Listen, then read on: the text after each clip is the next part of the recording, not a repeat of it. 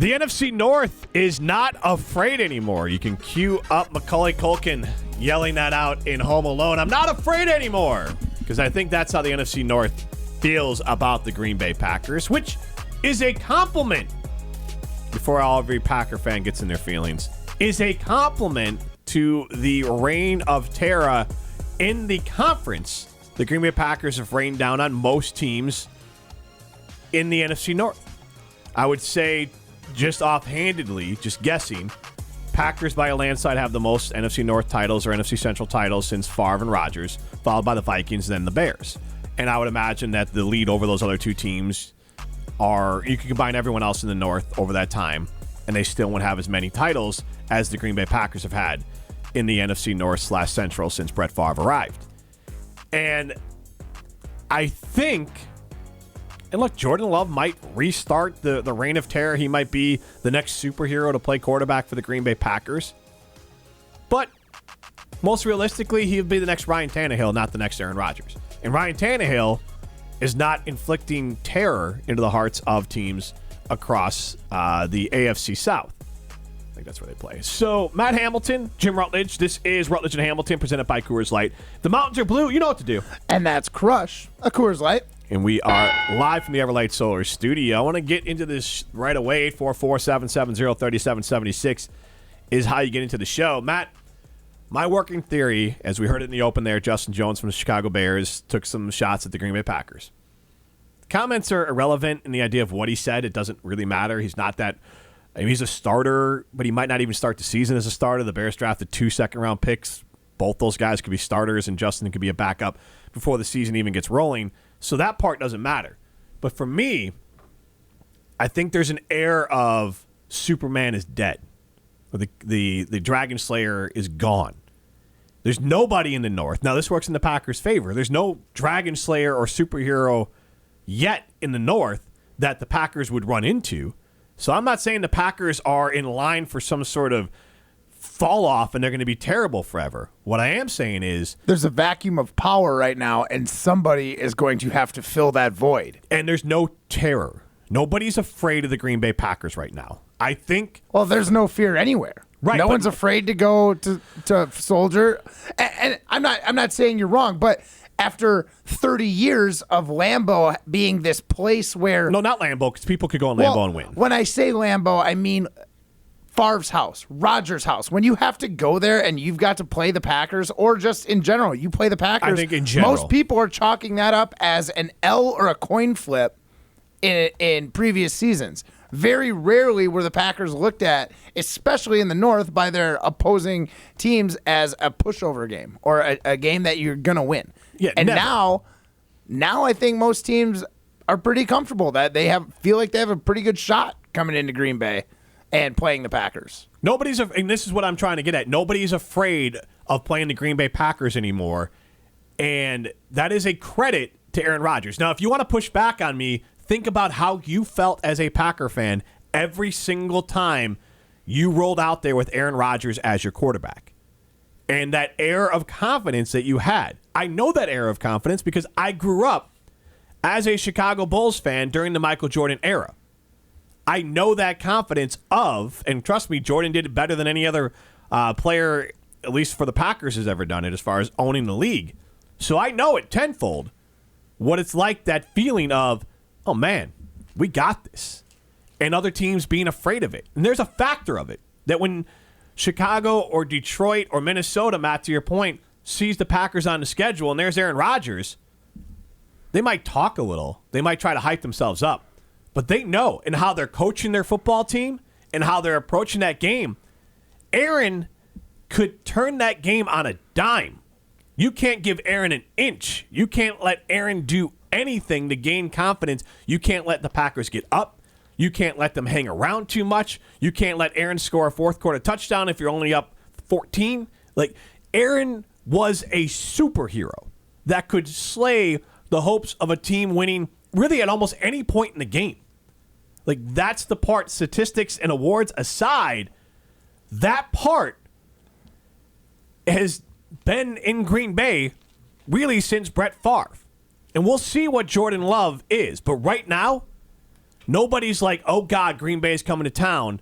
And I'm talking fan base purposes. Like in Chicago, fans, I guarantee you, because Aaron did own the Aaron did own the Chicago Bears, that fans get nervous when Aaron starts making plays. Fans get quiet at Soldier Field when Aaron starts making plays because, oh no, it's happening again. If the team gets behind 14 to the Packers, when Aaron Rodgers is your quarterback, you're thinking we got to pack it in.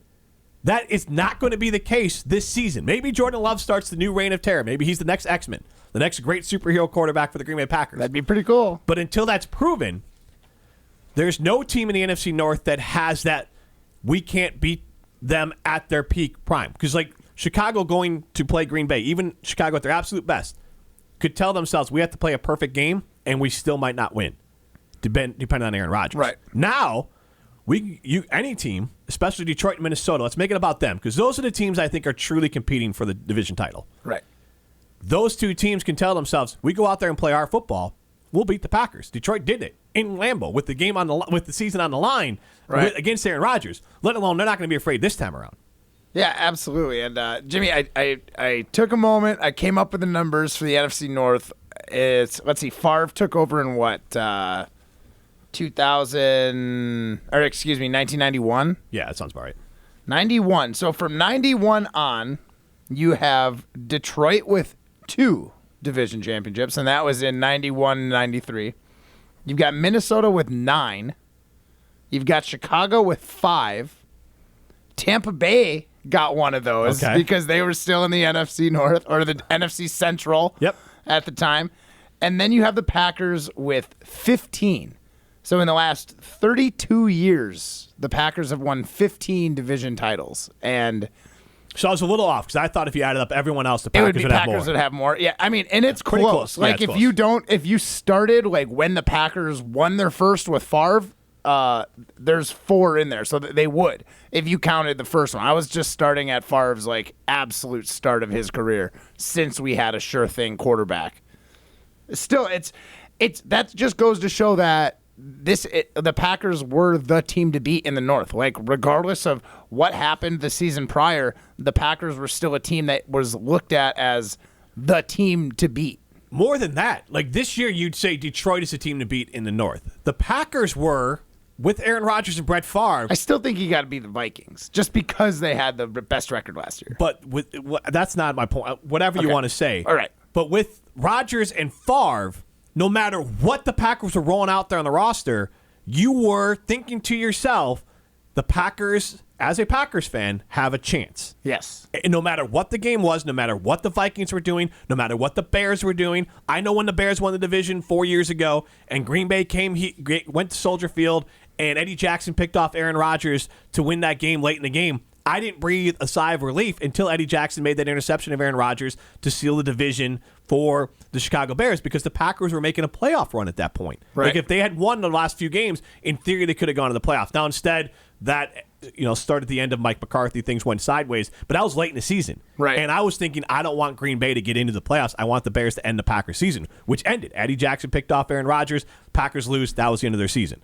And so until that moment, until Freddie was dead, I was not breathing a sigh of relief. And what happened? Freddie came back the next year. Now Freddie has left the building. So there's no monster coming back from the dead anymore as Aaron Rodgers or Brett Favre. Maybe it'll be Jordan Love. But right now, and this is what I want to ask, do people agree with me? 844-770-3776. The mystique of Aaron Rodgers also, when he left the building, that took the I would say the mystique of the Green Bay Packers out with him. Like nobody's afraid in the NFC North. Nobody's afraid of the Green Bay Packers anymore. Should we change mystique to like intimidation factor? Because mystique, I feel like, is very broad. Does mental edge work better, maybe? There you go. Mental edge. Yes, the mental edge that the Packers had over everyone else in the NFC North is gone. Yeah. House of D chimes in. The rest of the North is hoping domination is over. The fear is not gone, Jimmy. In a weird way, probably more because of the run could continue. Maybe from fans, House of D, but not from players. I think it would. I think players and fans alike would be very. I think that it would. losing to the Packers, say the Packers sweep the North, just hypothetically, I think that would affect the players' mentality as well as the fans of those other teams' mentalities. But I'm talking going into this right now. Yeah, like right now, looking at this season, they are either looking at the Packers as like, that's a coin flip or that's a win. I don't think there's one team in the NFC North, including the Bears, that are looking at the Packers game thinking, we can't win that game. Where in 30 years prior, there's always somebody thinking that. This is the first year that nobody in the North is thinking that the Packers are a guaranteed win. Now, if the Packers... Guaranteed loss, you mean? For your team, nobody right now is thinking the Packers are a guaranteed loss for their team. Yeah, a guaranteed loss for their team. So what I'm getting at is if the Packers do turn out to be the giant slayers in the North and they are the team, like Jordan Love is the guy, that's going to rub teams and fans the wrong way even more because they thought this saga was over. And if it's not, if Jordan Love turns out to be the guy and this saga is just starting back up again, just chapter 3, it is going to get under the fans, the skin of fans around the North. Absolutely. But so I see what D's saying. Like they might be more nervous because they know if it doesn't work out, it's going to be worse for them. My point is the players aren't. The players are going to. Why the players are? The reason I say that is because we had that Jones guy, I know, right, who just goes out and says, "Oh, I wish Aaron Rodgers was still there." If you come up here and you can't even beat Jordan Love, but he's not like you're eating crow at that point. But he's not afraid of it. Players aren't afraid of it. That's why he's talking. If he was afraid of it, he wouldn't talk. Okay, he's players. I'm not talking fans. Players. If they win, they're going to backtrack his comments. Right, but players aren't going to be afraid of that. Because players can control what happens. Players who talk trash have control over what's happening. So players are not. Clearly, by the fact that he said it, he's not afraid of it. Now, fans, yes, we have no control. So fans can sit here and say, "Oh God, Jordan Love is this." But to your point, if the Packers go win the division, let's say they win 11 games. But if Jordan Love throws for 3,000 yards and 24 touchdowns and 14 picks and completes 60% of his passes and it's a dominant defense and dominant run game, that's not terror. That's the Vikings. You're not afraid of the Vikings, right? Like if Jordan Love turns into Kirk... This year I am. But that's because you don't have Aaron Rodgers. Exactly. So my point being is if Jordan Love turns into Kirk Cousins, that's not a reign of terror. Nobody's afraid of Kirk Cousins. You were afraid of Brett Favre. And realistically...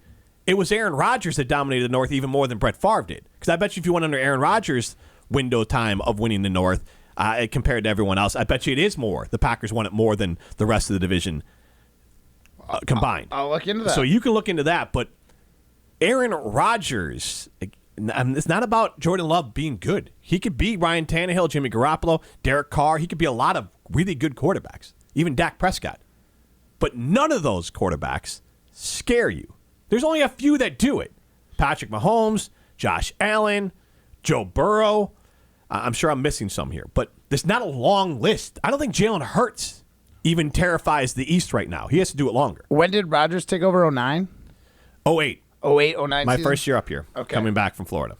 Got it. So you can look that up, but I would say unless Jordan Love becomes one of the top 5 quarterbacks, top 3 quarterbacks in the league, the terror is not there because Kirk Cousins is a hell of a quarterback. Dak Prescott, hell of a quarterback. Nobody's afraid of them. They don't own their conference.